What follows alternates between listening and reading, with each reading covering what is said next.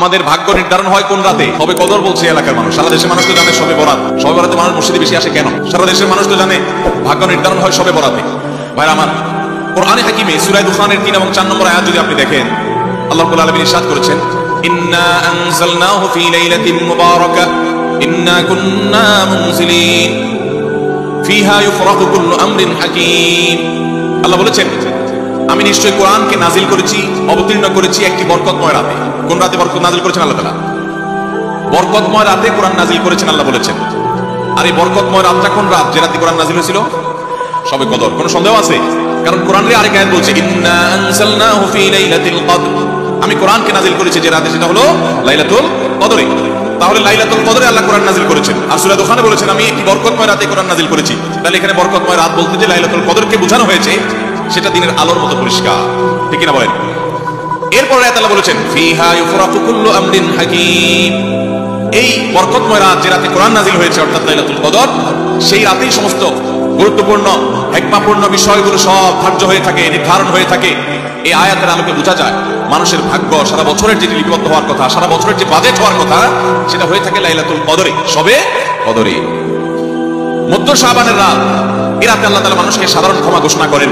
যাদের মনে হিংসা নাই, যাদের মনে মানুষের প্রতি বিদ্বেষ শত্রুতা নাই, এবং যারা শিরকে লিপ্ত না, এই মানুষগুলো ছাড়া বাকি মানুষগুলোকে মধ্য শাবানের রাত, যেটাকে আমরা শবে বরাত বলি, হাদিসের ভাষ্য শবে বরাত নয়, হাদিসের ভাষ্য হলো লাইলাতুন নিসফি মিন শাবান। সেই রাতে আল্লাহ রাব্বুল আলামিন বান্দাকে সাধারণ ক্ষমা ঘোষণা করেন।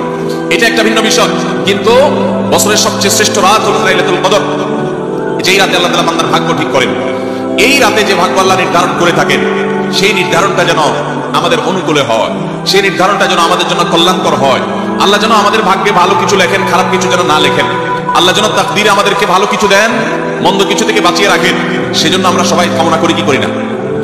শুধু করি তা না, শবে বরাতে যত মানুষ মসজিদে আসে আমাদের দেশে, সারা বছরের অন্য কোনো রাত দিন অন্য কোনো সময় এত মানুষ মসজিদে আসে, কারণ কি?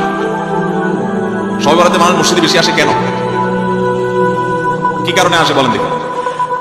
সবচেয়ে বেশি মানুষ মসজিদে আসে কোন দিন? শবে বরাত। কেন এই দিন বেশি আসে কেন? না একজনকে সিন্নি খাওয়ার জন্য? না, সিন্নি তো অন্যদিনও দেয়। এই রাতে বেশিরভাগ মানুষ মসজিদে যায় বা ইবাদত বন্দেগী করে যার যার মতো করে। বেশিরভাগ মানুষের ধারণা হলো যে এই রাতে ভাগ্য ঠিক হয়।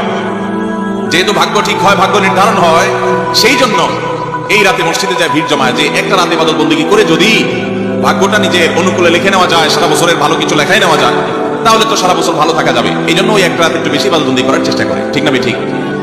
ভাইরা আমার, প্রথম কথা হলো ভাগ্য নির্ধারণ এই রাতে নয়, বরং লাইলাতুল কদরে হয়। দ্বিতীয় কথা হলো, ভাগ্য নির্ধারণের জন্য একটা রাত মসজিদে গিয়ে ইবাদত বন্দেগী করলেই আমার ভাগ্য নির্ধারিত হয়ে যাবে বা ভাগ্য ভালো কিছু লেখা হয়ে যাবে ভাগ্যে, এরকম কোন কথা কোরআন বা হাদিস থেকে পাওয়া যায়? কোরআন হাদিসে কি পাওয়া যায়? সূরা নাহাল আয়াত নম্বর 97। সূরার নাম সূরা নাহাল, আয়াত নম্বর কত? 97। আল্লাহ রাব্বুল আলামিন ইরশাদ করেছেন, মান আমিলা সালিহাম মিনকুম মান আমিলা সালিহাম মিন যাকারিন আও উনসা ওয়া হুয়া মুমিন। পুরুষ হোক আর নারী হোক, যে কোনো ব্যক্তি যদি ঈমানদার অবস্থায় ভালো কাজ করে, পুরুষ হোক কিংবা মহিলা, যে কেউ যদি ভালো কাজ খুঁটে খুঁটে খুঁটে নেক আমল করে, ভালো ভালো নেক কাজ, কোরআন হাদিসে নির্দেশিত কাজ, আল্লাহ যা করতে বলেছেন, রাসূল সাল্লাল্লাহু আলাইহি ওয়াসাল্লাম যা করতে বলেছেন, যদি সে কাজগুলো করে, এমন অবস্থা করে যে সে ঈমানদার, অর্থাৎ ঈমান থাকতে হবে, ঈমান আছে এই অবস্থায় যদি নেক আমল করে, তাহলে কি হবে? আল্লাহ বলেছেন, ফালানুহিয়ান্নাহু হায়াতান তাইয়্যিবাহ। তাহলে সেই পুরুষ সে নারীকে আমি পবিত্র জীবন দান করব। কি জীবন দান করবেন বলছেন আল্লাহ? পবিত্র জীবন দান করবেন। এই পবিত্র জীবনে মানুষ সুখী থাকবে।